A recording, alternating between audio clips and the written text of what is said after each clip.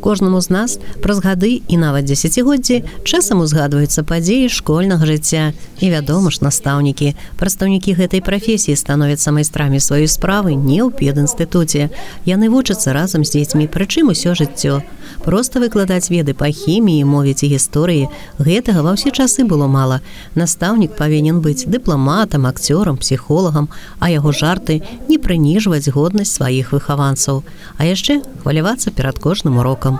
У 7-й гімназіі на вечары памяці добрым словам узгадвалі тых педагогаў, якія дышлі ў розны час у іншы свет, але не адзін год сеялі разумнае, добрае, вечнае дзецям, падлеткам і выпускнікам.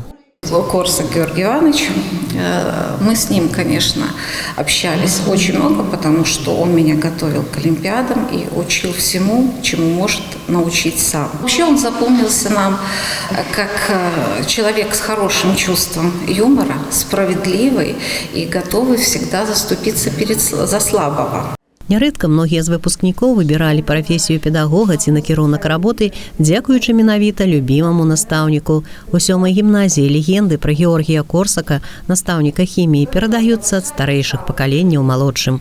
Яго працалюбства, гумар, наватарскія моманты ў выкладанні урокаў выпускнікі памятаюць праз гады.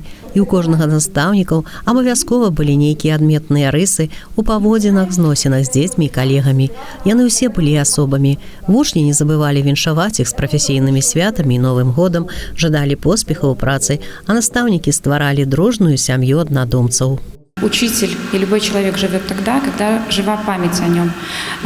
Вот знакомясь даже не во время вечеров памяти, а когда проходит наш вечер встреч с выпускниками, когда приходят наши ветераны педагогического труда, глядя на их энтузиазм, запал в таком уже достаточно преклонном возрасте, настолько они грамотные, настолько они добродушные, добрые.